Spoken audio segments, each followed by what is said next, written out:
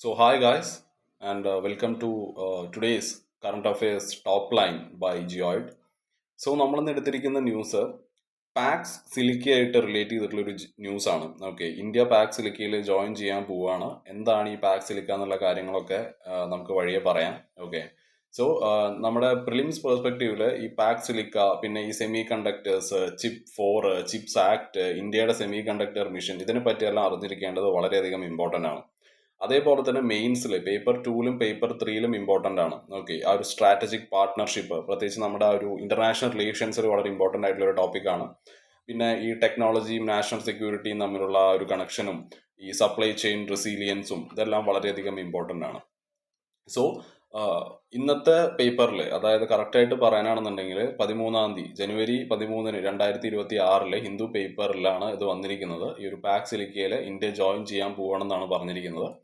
So നമ്മുടെ ഇന്നത്തെ നമ്മുടെ വേൾഡിൽ, അതായത് നമ്മളിപ്പോൾ ജീവിച്ചുകൊണ്ടിരിക്കുന്ന ഈ ഒരു വേൾഡിൽ നമുക്ക് ഈ മൊബൈൽ ഫോണോ അല്ലെങ്കിൽ ലാപ്ടോപ്പോ ഇന്റർനെറ്റോ സാറ്റലൈറ്റോ മിസൈൽസോ ഇതൊന്നും ഇല്ലാത്തതിനെ പറ്റിയിട്ട് ചിന്തിക്കാനേ പറ്റില്ല. ഇപ്പൊ AI വന്നിട്ടുണ്ട്. ഒന്നും ഇല്ലാത്തതിനെ പറ്റിയിട്ട് നമുക്ക് ഭാവിയിൽ ചിന്തിക്കാൻ കൂടി പറ്റാത്തൊരവസ്ഥയിലാണ് ഇപ്പോൾ നിൽക്കുന്നത്. ഇതെല്ലാം ഡിപ്പെൻഡ് ചെയ്യുന്നത് ഒരു സാധനത്തിലാണ്, വിച്ച് ഈസ് സെമി കണ്ടക്ടേഴ്സ് അല്ലെങ്കിൽ ചിപ്പുകളിലാണ്. ഓക്കെ, 20th സെഞ്ചുറിയിൽ നമ്മുടെ ഗ്ലോബൽ പവറിനെ എങ്ങനെയാണോ എണ്ണ കൺട്രോൾ ചെയ്തത്, ഓയിൽ എങ്ങനെയാണോ ഗ്ലോബൽ പവറിനെ കൺട്രോൾ ചെയ്തത് 20ാമത്തെ സെഞ്ചുറിയിൽ, അതേപോലെയാണ് 21ാമത്തെ സെഞ്ചുറിയിൽ ഗ്ലോബൽ പവറിനെ കൺട്രോൾ ചെയ്യാൻ പോകുന്ന സാധനങ്ങളാണ് ഈ സിലിക്കൺ ചിപ്പുകൾ. ഈ സിലിക്കൺ ചിപ്പുകൾ എന്ന് വെച്ചാൽ ഇത് ശരിക്കും ഇതിനെ മൈക്രോ ചിപ്പ് എന്നോ അല്ലെങ്കിൽ ഇന്റഗ്രേറ്റഡ് സർക്യൂട്ട് എന്നൊക്കെ നമുക്ക് വിളിക്കാം. These are tiny pieces. Okay, ഇത് വളരെ കുഞ്ഞു സാധനങ്ങളാണ്. Okay, they are tiny piece of this purified silicon. ഇതില് ഒരുപാട് കോംപ്ലക്സ് ആയിട്ടുള്ള ഇലക്ട്രോണിക് സർക്യൂട്ടുകൾ ഉണ്ട്. ഓക്കെ, ഇതില് ബില്യൺസ് ഓഫ് മൈക്രോസ്കോപ്പിക് ട്രാൻസിസ്റ്റേഴ്സ് ഉണ്ട്. ഈ ട്രാൻസിസ്റ്റേഴ്സ് ആണ് ഈ ഒരു ഇലക്ട്രിക്കൽ ഫ്ലോ കൺട്രോൾ ചെയ്യുന്നത്. ഓക്കെ, ഇവര് നമുക്ക് പറയുകയാണെന്നുണ്ടെങ്കിൽ ഇവർ ബ്രെയിൻ ആണ്. അതായത് നമ്മുടെ ഡിവൈസസിന്റെ, ഇപ്പൊ ഗാഡ്ജറ്റ്സിന്റെ, നമ്മുടെ ഇലക്ട്രോണിക് ഗാഡ്ജറ്റ്സിന്റെയും കാറിന്റെയും ഫോണിന്റെയും കമ്പ്യൂട്ടറിന്റെയും ഒക്കെ ബ്രെയിൻ ആയിട്ട് നമുക്ക് ഇവരെ പറയാൻ പറ്റും. ഓക്കെ, ഇവിടെയാണ് ഈ ഒരു പുതിയൊരു ഗ്ലോബൽ ഐഡിയ കടന്നു വരുന്നത്, വിച്ച് ഇസ് പാക്സ് സിലിക്ക. എന്താണ് പാക്സ് സിലിക്ക? പാക്സ് എന്ന് വെച്ചാൽ നമ്മളിപ്പോ ഇതിന്റെ അർത്ഥം പറയുകയാണെങ്കിൽ, പാക്സ് എന്ന് വെച്ചാൽ മോസ്റ്റ്ലി പീസ്, സമാധാനം അല്ലെങ്കിൽ ഓർഡർ എന്നാണ് അതിന് പറയുക. ഇപ്പൊ നിങ്ങൾ പാക്സ് അമേരിക്കാനോ പാക്സ് ബ്രിട്ടാനിക്കാനോ എന്നൊക്കെ കേട്ടിട്ടുണ്ടാവും. പാക്സ് എന്നുള്ളത് സമാധാനം അല്ലെങ്കിൽ ആ ഒരു ഓർഡർ, അതിനെയാണ് ഉദ്ദേശിക്കുന്നത്. സിലിക്ക എന്ന് വെച്ചാൽ സിലിക്കൺ ആണ്. ഓക്കെ, ഈ ചിപ്പുകളുടെ ബേസ് മെറ്റീരിയൽ ആണ്. അതാണ് ഈ സിലിക്ക എന്നുകൊണ്ട് ഉദ്ദേശിക്കുന്നത്. പാക് സിലിക്ക എന്ന് വെച്ചാൽ ഈ സെമി കണ്ടക്ടർ സപ്ലൈ ചെയിൻസിനെ കൺട്രോൾ ചെയ്യാൻ വേണ്ടിയിട്ടുള്ള പുതിയൊരു ഗ്ലോബൽ ഓർഡർ ആണ്. ഓക്കെ, ഈ ഒരു പാക് സിലിക്ക എന്നതുകൊണ്ട് ഉദ്ദേശിക്കുന്നത് അതൊരു പുതിയൊരു ഗ്ലോബൽ ഓർഡർ ആണ്, which is based on the control over the semi conductor supply chain. അപ്പൊ സിമ്പിൾ വാക്കുകളിൽ നമുക്ക് പറയാം, ആരാണോ ചിപ്പുകളെ കൺട്രോൾ ചെയ്യുന്നത്, ഹൂഎവർ കൺട്രോൾ ദിസ് ചിപ്സ്, അവരായിരിക്കും ടെക്നോളജിയും ഇക്കണോമിയും സെക്യൂരിറ്റിയും കൺട്രോൾ ചെയ്യുന്നത്. ഇത് ശരിക്കും ഈ ഒരു ഇനീഷ്യേറ്റീവ് കൊണ്ടുവരുന്നത് US ആണ്. US കൂടെ കുറച്ച് US വിശ്വസിക്കുന്ന കുറച്ച് ട്രസ്റ്റഡ് പാർട്ട്നേഴ്സും കൂടിയുണ്ട്. ഓക്കെ, എന്തിനാണ് ഇങ്ങനെ ഒരു പാക് സിലിക്ക പോലെയുള്ള സാധനം എമർജ് ചെയ്തതെന്ന് ചോദിച്ചാൽ, ഒന്ന്, തായ്വാന്റെ മേലെയുള്ള ഓവർ ഡിപ്പെൻഡൻസ് കാരണമാണ്. അറൌണ്ട് ഒരു 60% തൊട്ടിട്ട് 70% വരെയുള്ള ഗ്ലോബൽ ചിപ്സും വരുന്നത് തായ്വാനിൽ നിന്നാണ്. ഓക്കെ, അതിൽ തന്നെ ഈ 90% വരുന്ന ഈ അഡ്വാൻസ്ഡ് ചിപ്പുകളെല്ലാം ഉണ്ടാക്കുന്നത് തായ്വാനിലാണ്. ഓക്കെ, TSMC എന്നാണ് അതിന് പറയാം. അതെന്താണെന്നൊന്നും നമ്മൾ അറിഞ്ഞില്ലെങ്കിലും കുഴപ്പമില്ല. പക്ഷെ ഈ അഡ്വാൻസ്ഡ് ചിപ്പുകൾ, ഓക്കെ, 90% ഓഫ് ദ അഡ്വാൻസ്ഡ് ചിപ്പുകളും വരുന്നത് തായ്വാനിൽ നിന്നാണ്.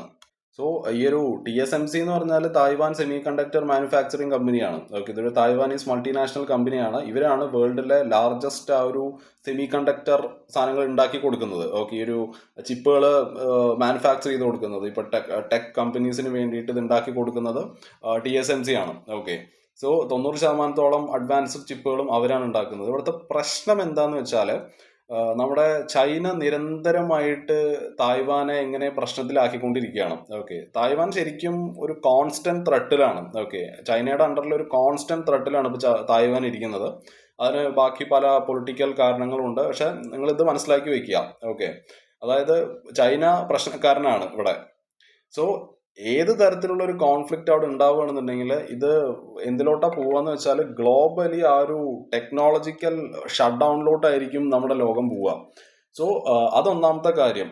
ഓക്കെ, അതാണ് ഈ തായ്വാന്റെ മേലെയുള്ള ഓവർ ഡിപ്പെൻഡൻസ് ആണ്. ചിപ്പുകളിൽ തായ്വാന്റെ മേലെയുള്ള ഓവർ ഡിപ്പെൻഡൻസ് ആണ് ഇങ്ങനെ ഒരു സാധനം വരാനുള്ള ആദ്യത്തെ കാരണം. രണ്ടാമത്തെ കാരണം എന്ന് പറയുന്നത് ചൈനയുടെ ഡോമിനൻസ് ആണ്.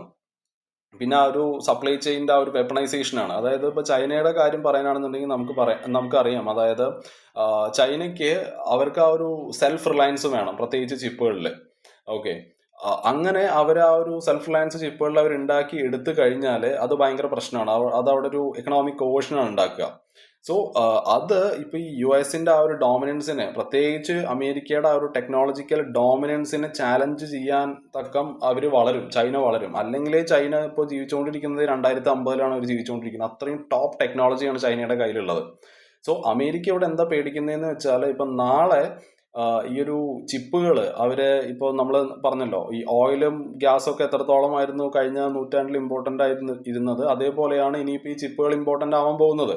സോ ഇതേപോലെ ചൈനയുടെ കയ്യിൽ ഈ ഒരു സാധനം വന്നു കഴിഞ്ഞാൽ ചൈന അതിന് എന്തായാലും ഒരു ജിയോ പൊളിറ്റിക്കൽ വെപ്പണായിട്ട് ഉപയോഗിക്കും എന്നാണ് അമേരിക്ക പറയുന്നത്.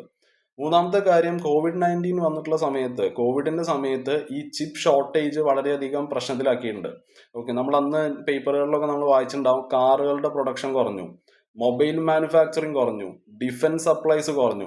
ഇതെല്ലാം ഈ ഒരു ചിപ്പ് ഷോർട്ടേജ് വന്നതുകൊണ്ടാണ്. ഓക്കെ, സോ അപ്പോഴാണ് രാജ്യങ്ങൾ മനസ്സിലാക്കിയത് ഈ ഒരു ചിപ്പ് സെക്യൂരിറ്റി എന്ന് പറഞ്ഞാൽ അത് നാഷണൽ സെക്യൂരിറ്റി ആണെന്നുള്ള ഒരു കാര്യം മനസ്സിലാക്കിയത് അപ്പോഴാണ്, ഇന്നത്തെ ഈ ഒരു വേൾഡിൽ.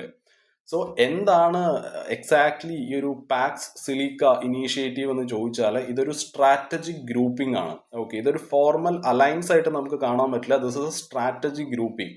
അതായത് ഇതിന്റെ മെയിൻ ആയിട്ടുള്ള ഒബ്ജക്റ്റീവ്സ് എന്തൊക്കെയാന്ന് പറഞ്ഞാൽ, ഒന്ന് ആ ഒരു സെമി കണ്ടക്ടർ സപ്ലൈ ചെയിൻ അത് സെക്യൂർ ചെയ്യുക എന്നുള്ളതാണ്. ഓക്കെ, അതേപോലെ ചൈനയുടെ മേലെയുള്ള ആ ഒരു ഡിപ്പെൻഡൻസ് കുറയ്ക്കുക, പിന്നെ ആ ഒരു മാനുഫാക്ചറിങ് കൂടുതൽ രാജ്യങ്ങളിലോട്ട് അത് വ്യാപിപ്പിക്കുക എന്നുള്ളതാണ്. ഓക്കെ, അത് ഡൈവേഴ്സിഫൈ ചെയ്യുക ആ ഒരു manufacturing across trusted countries.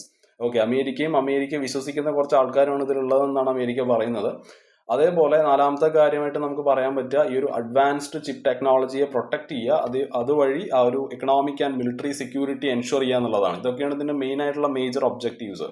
So ഇവിടെ ഇൻവോൾവ് ആയിട്ടുള്ള ആൾക്കാർ ആരൊക്കെയാന്ന് ചോദിച്ചാൽ, ഒന്ന് അമേരിക്കയാണ് ഇതിന്റെ ലീഡർ. സോ അമേരിക്കയുടെ കൂടെ ഇവിടെ ജപ്പാൻ ഉണ്ട്, സൗത്ത് കൊറിയ ഉണ്ട്, തായ്വാൻ ഉണ്ട്, നെതർലാൻഡ്സ് ഉണ്ട്, പിന്നെ നമ്മൾ ഇന്ത്യയും ഇപ്പോൾ വന്നിട്ടുണ്ട്. ഓക്കെ, ഇന്ത്യ നമുക്കറിയാലോ, India is an emerging key partner here. പിന്നെ ഗൾഫ് സ്റ്റേറ്റ്സ് ഉണ്ട്, ഖത്തറുണ്ട്, UAE, സിംഗപ്പൂർ, UK, ഓസ്ട്രേലിയ, ഇപ്പം ഇന്ത്യയും കൂടി വന്നു. സോ ഇതിന് നമുക്ക് this is linked with this chips and science act. USA-യിലുള്ള ചിപ്പ് സയൻസ് ആക്ട് ഉണ്ട്, അതെന്താണെന്നും പഠിക്കണ്ട, ജസ്റ്റ് ഒന്ന് മനസ്സിലാക്കി വെക്കുക. ചിപ്പ് ഫോർ അലയൻസ്, ഓക്കെ, ഇങ്ങനത്തെ കുറച്ച് സാധനങ്ങളായിട്ടും കൂടി ഇത് ലിങ്ക് ആവുന്നുണ്ട്. സോ ഇത് എന്തുകൊണ്ടാണ് ഈ ഒരു പാക് സിലിക്കയിൽ ഇന്ത്യ ഇമ്പോർട്ടൻ്റ് ആവുന്നതെന്ന് ചോദിച്ചാൽ, ഒന്ന് അമേരിക്ക ട്രസ്റ്റ് ചെയ്യുന്ന ഒരു ഏറ്റവും വലിയൊരു ഡെമോക്രാറ്റിക് പാർട്ട്ണറാണ് ഇന്ത്യ. ഓക്കെ, അതിൽ മെയിൻ ആയിട്ടുള്ള കാര്യങ്ങൾ എന്ന് വെച്ചാൽ, ഇന്ത്യ ഒരു സ്റ്റേബിൾ ഡെമോക്രസിയാണ്. ഓക്കെ, പിന്നെ ആ ഒരു സ്ട്രാറ്റജിക് ഓട്ടോണമി ആണെന്നുണ്ടെങ്കിലും ഇപ്പോൾ അമേരിക്കയും ഇന്ത്യയായിട്ടുള്ള റിലേഷൻ ഇപ്പോൾ കുറച്ച് പ്രശ്നത്തിലാണ്. ഓക്കെ, അത് ട്രംപ് ഉള്ളത് കൊണ്ടാണ്, അല്ലെങ്കിൽ കാലങ്ങളായിട്ട് വലിയ പ്രശ്നമൊന്നുമില്ല. എന്നാലും അമേരിക്ക അങ്ങനെ വിശ്വസിക്കാനൊന്നും പറ്റുന്ന ടീമൊന്നും അല്ല. സോ രണ്ടാമത്തെ കാര്യം എന്ന് പറയുന്നത്, ചൈനയുടെ ഒരു ഓൾട്ടർനേറ്റീവ് ആയിട്ടാണ് ഇന്ത്യനെ കാണുന്നത്. Okay, India is an alternative to China. So India ഒരു വലിയൊരു മാർക്കറ്റാണല്ലേ, വളരെ വലിയൊരു ലാർജ് മാർക്കറ്റാണ് ഇന്ത്യ. അതൊക്കെയാണ് ഇന്ത്യനെ ഇവര് എടുക്കാനുള്ള മെയിൻ ആയിട്ടുള്ള ഒരു കാര്യങ്ങൾ. അതൊക്കെയാണ്, ഒന്ന് ലാർജ് മാർക്കറ്റാണ്, ഇവിടെ സ്കിൽഡ് ലേബർ ഉണ്ടല്ലോ അത് വളരെ കുറവാണല്ലോ. ഓക്കെ, വളരെ ലോ കോസ്റ്റിൽ ആ ഒരു സ്കിൽഡ് ലേബർ അവർക്ക് കിട്ടും. പിന്നെ ആ ഒരു പൊളിറ്റിക്കൽ റിലയബിലിറ്റി ആണ്. ഓക്കെ, ആൻഡ് ഇത് ശരിക്കും പെർഫെക്റ്റ് ആണ്. ഈ ഒരു ചൈന +1 സ്ട്രാറ്റജി ഒക്കെ ഉണ്ട്, അതിന് പെർഫെക്റ്റ് ആയിട്ടൊരു സംഭവമാണത്. പിന്നെ ഇന്ത്യയുടെ ആ ഒരു സെമി കണ്ടക്ടർ പുഷാണ്. ഈ ഇടയ്ക്ക് ഇന്ത്യ ഹാസ് ലോഞ്ച്ഡ്, അതായത് ഒരു 76,000 കോടിയുടെ ഒരു സെമി കണ്ടക്ടർ മിഷൻ നമ്മൾ ലോഞ്ച് ചെയ്തിട്ടുണ്ട്. Okay, India semi conductor mission 76,000 crores ആണ്. സോ ഈ സെമി കണ്ടക്ടർ ഫാക്ടറീസും കാര്യങ്ങളെല്ലാം ഗുജറാത്തിലും ആസാമിലും ഒക്കെ കൊണ്ടുവരാനാണ് പ്ലാൻ ചെയ്യുന്നത്. സോ ഇവർ ഫോക്കസ് ചെയ്യുന്ന മെയിൻ ആയിട്ടുള്ള ഏരിയ എന്ന് വെച്ചാൽ, ഒന്ന് ചിപ്പ് മാനുഫാക്ചറിങ് ആണ്. സോ അപ്പം തന്നെ നമുക്ക് പുറത്തുള്ള ആൾക്കാരുടെ മേലെയുള്ള ആ ഒരു ഡിപ്പെൻഡൻസ് കുറയ്ക്കാൻ പറ്റും. പിന്നെ ചിപ്പ് പാക്കേജിങ്, അത് ടെസ്റ്റ് ചെയ്യുക, പുതിയൊരു എക്കോസിസ്റ്റം ഡിസൈൻ ചെയ്യുക, ഇതൊക്കെയാണ് നമ്മൾ ഫോക്കസ് ചെയ്യുന്ന ഏരിയാസ്. ഓക്കെ, സോ അതുകൊണ്ട് ഈ സെമി കണ്ടക്ടേഴ്സിന് നമ്മളും അത്യാവശ്യം ആ ഒരു ഇമ്പോർട്ടൻസ് കൊടുക്കുന്നുണ്ട്. അതുകൊണ്ട് തന്നെയാണ് അമേരിക്ക, അതും ഒരു കാരണമാണ്. ഓക്കെ, ഈ ഒരു പാക് സിലിക്കയിൽ ഇന്ത്യ ഇമ്പോർട്ടൻ്റ് ആവുന്നതിൻ്റെ ഒരു കാരണം അതാണ്. പിന്നെ ആ ഒരു സ്ട്രാറ്റജിക് ആൻഡ് ഡിഫൻസ് വാല്യൂ ആണ്. ചിപ്പുകൾ വളരെയധികം എസെൻഷ്യൽ ആണ്. ഞാൻ പറഞ്ഞില്ലേ, മിസൈൽസിനാണെന്നുണ്ടെങ്കിലും സാറ്റലൈറ്റ്സിനാണെന്നുണ്ടെങ്കിലും cyber security, AI, quantum technology, ഇതിനെല്ലാം ചിപ്പുകൾ വളരെയധികം ഇമ്പോർട്ടൻ്റ് ആണ്. സോ ഇന്ത്യ ഇങ്ങനെ ആ ഒരു പാക് സിലിക്കയിൽ ജോയിൻ ചെയ്യാന്ന് വെച്ചാൽ ആ ഒരു സ്ട്രാറ്റജിക് ഡിറ്ററൻസ് കുറച്ചും കൂടി സ്ട്രെങ്തൻ ചെയ്യുന്നത് പോലെയാണ്. പിന്നെ ഓഫ് കോഴ്സ് നമുക്കും ഇത് വളരെയധികം ഉപകാരപ്രദമാണ്. ഈ ഒരു എക്കണോമിക് ബെനിഫിറ്റ്സിന്റെ എല്ലാം കാര്യം നമ്മൾ എടുക്കുകയാണെന്നുണ്ടെങ്കിൽ ഇപ്പോൾ ഒരുപാട് തൊഴിലവസരങ്ങൾ സൃഷ്ടിക്കാൻ പറ്റും. ഒരു ഹൈ വാല്യൂ മാനുഫാക്ചറിങ് പരിപാടികളായിരിക്കും ഇവിടെ നടത്താൻ പോകുന്നത്. നമ്മുടെ ആ ഒരു എക്സ്പോർട്ട് വളരുന്നതായിരിക്കും.